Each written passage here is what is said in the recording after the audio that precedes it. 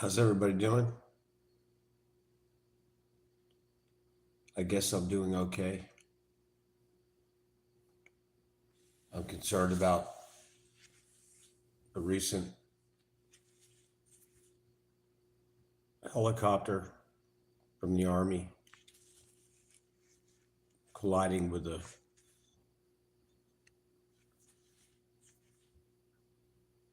airliner that was getting ready to land at Reagan International Airport. I don't want to blame anyone. However,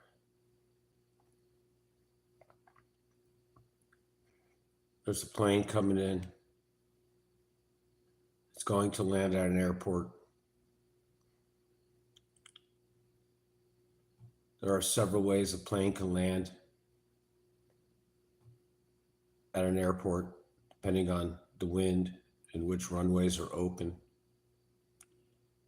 So there are at least two different ways planes can land at a airport. It only makes sense. You got one runway. You can land one way or the other. If you got two runways, then you got more complexities, more landing vectors, more ways that planes are going to be coming in at that airport. With that being said, I think that there's plenty of places, there's plenty of airspace for the Army Black Hawk helicopters to fly and do whatever they want. But whatever they want to do, they should be doing it away from major airports. There shouldn't be any aircraft or helicopters crossing paths above or below airplanes that are trying to land at an airport. It just makes sense. And whoever decided that this was an okay thing to do needs to be put in check.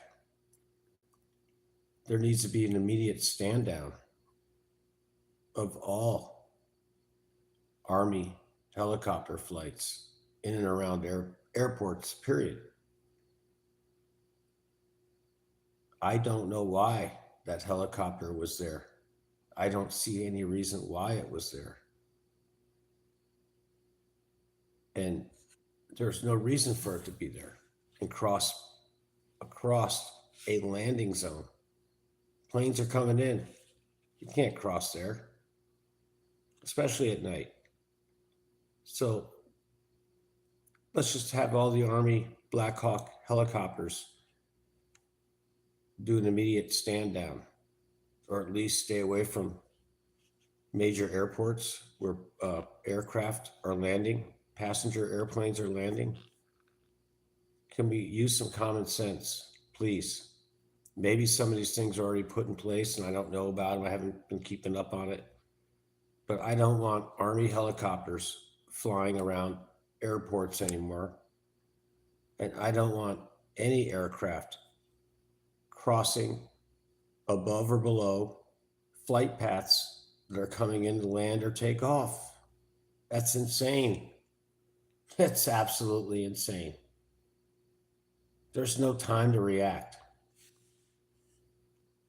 I don't want to fly a helicopter at 200 feet above sea level when I know there's planes landing 200 feet above me.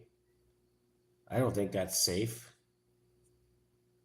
I don't want to fly 800 feet above sea level knowing that there's planes landing 400 feet below me.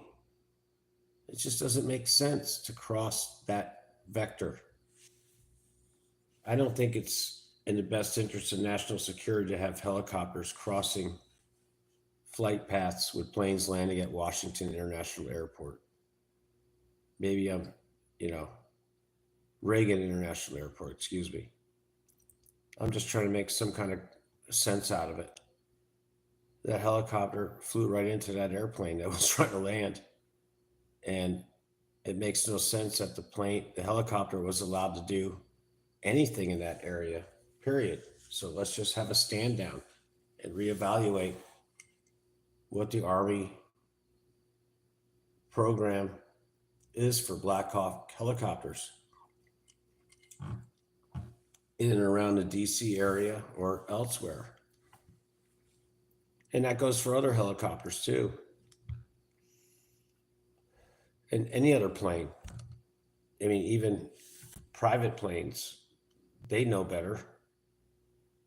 They have certain airspaces that they need to stay out of. It's just the way it is. Maybe the airspaces need to be changed. Who decided this was okay? Because I'm getting a sense that this is a routine. And we're getting this discrepancy whether the helicopter was at its flight path level or not.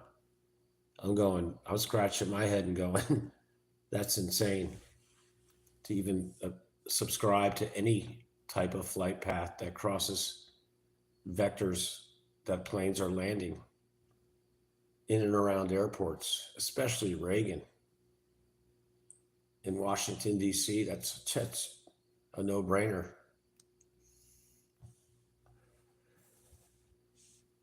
Crazy. Absolutely crazy.